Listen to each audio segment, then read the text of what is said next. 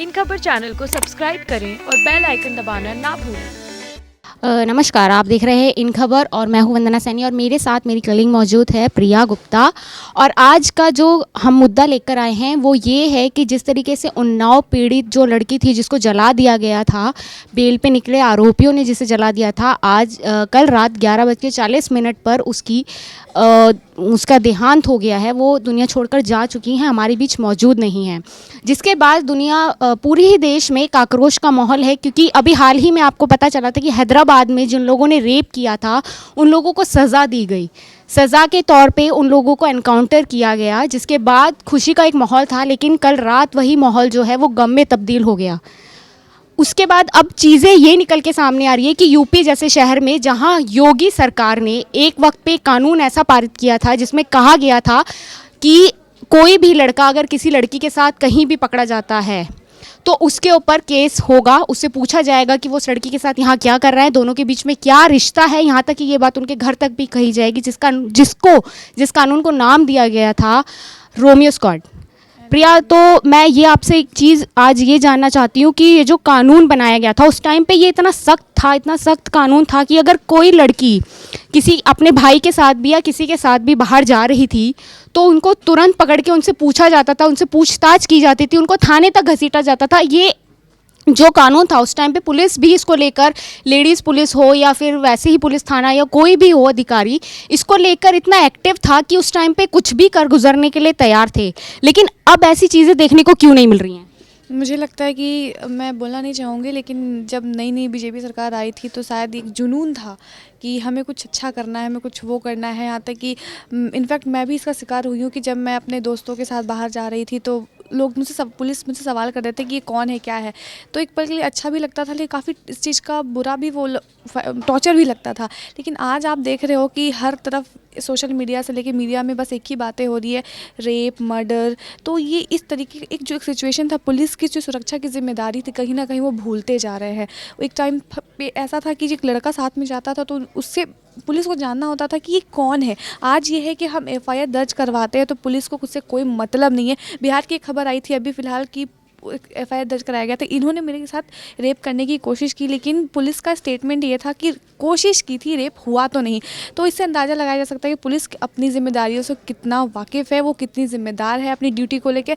तो कहीं ना कहीं अब पुलिस की एक ऐसी छवि बनती जा रही है कि लोग पुलिस को देख के सिक्योर फील करने के बजाय डर रहे हैं कि हम कहीं ना कहीं वो भी एक इंसान रूपी जानवर बनते जा रहे हैं। हम जिससे मदद की उम्मीद कर सकते हैं, अब हम उनसे मदद की भी उम्मीद नहीं कर सकते। कहीं ना कहीं इसमें सरकार की बहुत बड़ी कमियां हैं कह सकते हैं, क्योंकि वो इस चीज़ को बहुत ही लाइटली ले रहे हैं। क्योंकि तादाद जिस तरीके से आगे बढ़ रही है, क्योंकि आप देख रहे होंगे कि एक दिन भी गैप नहीं होता।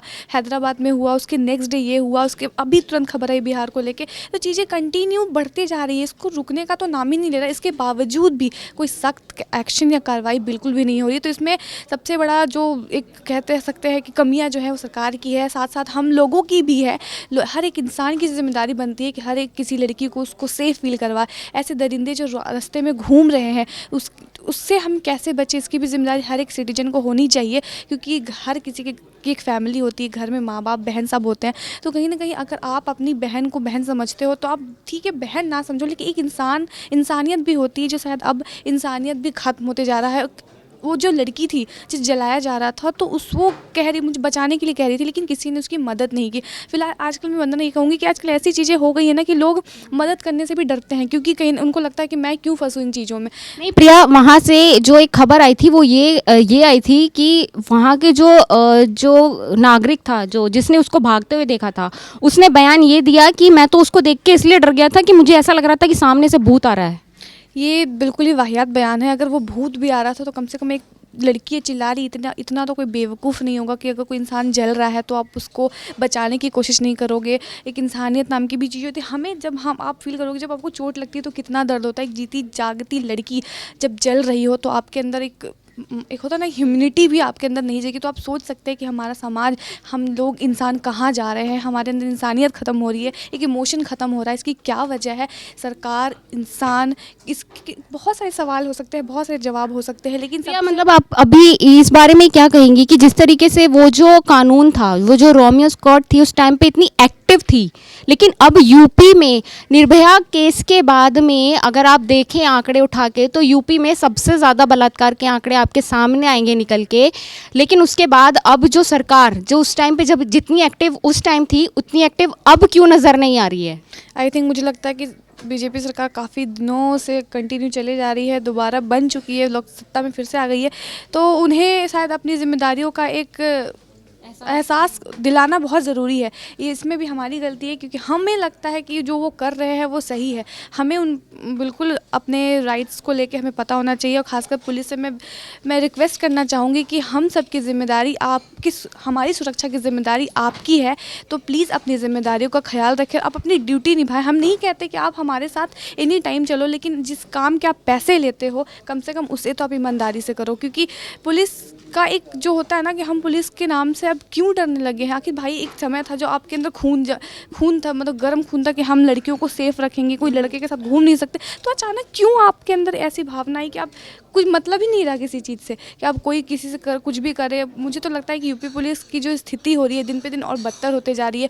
आप हाल ही में देखते आए होंगे कि कभी यूपी पुलिस के वीडियोस बहुत वायरल होते हैं जिसमें किसी को वो पीट देते हैं, किसी के साथ भी बदतमीजी कर लेते हैं, तो उनको ऐसा लगता है कि अगर उनके पास वर्दी है तो उनके पास कुछ भी करने का राइट है, लेकिन ये सरासर गलत है, क्योंकि वो भी एक इंसान है, उनके पास भी कुछ लिमिटेशंस हैं। आप कानून को अपने हाथ में लेके हर काम करते हैं जिसका बहुत ही बड़ा गंदा नतीजा हो सकता है। तो इस चीज़ को लेके मैं बिल्कुल भी चाहूँगी कि इसको सुधारा जाए, हमारा लॉ एंड ऑर्डर सही हुआ जाए, हमारा सिस्टम सही किया जाए। सबसे पहली बात, बहुत बड़ी बात है, लोग कहते हैं अलग अलग कंट्री का एग्जांपल देते हैं, बड़े बड़े कंट्री का, तो वहाँ की बात ये है कि देखो आप वहाँ पे हर एक चीज़ बिल्कुल लॉ एंड ऑर्डर के अकॉर्डिंग होता है कि अगर कोई बंदा सिग्नल भी तोड़ देता है तो उस पर चालान काट दिया जाता है।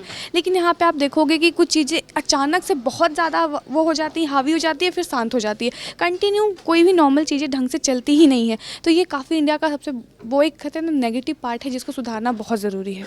तो प्रिया, आप इस बारे में क्या कहेंगी कि जिस तरीके से हैदराबाद पुलिस ने उन चारों को एनकाउंटर किया है, और अगर ये जो है उन्नाव वाले, तो इसमें क्या इस तरीके का इंसाफ अगर हो जाए तो आपको कहाँ तक लगता है कि किस हद तक सही है? क्या तब भी लोग संविधान का हवाला देना ज़रूरी समझेंगे? पहली बात तो ये कि संविधान का हवाला देना या इनकाउंटर करना ये सब अलग बात है, लेकिन हमारा अगर सिस्टम सही होगा तो ना इनकाउंटर की ज़रूरत होगी, ना संविधान का हवाला देने की ज़रूरत होगी। अगर वो चीज़ें प्रॉपर तरीके से की जाएंगी ना, तो कार्रवाई भी की जाएगी, तो ना रेप होगा, लोगों के अंदर डर होगा, क्रिमिनल्स को डर लगेगा कि हमें ये नहीं करना चाहिए। पहली बात तो सही गलत में जो जिसका काम है अगर वो करने लगे, सुप्रीम कोर्ट अपना काम करने लगे, कोर्ट अपना काम करने लगे, पुलिस अपना काम करने लगे, तो ये सारी चीज़ें आएंगी ही नहीं।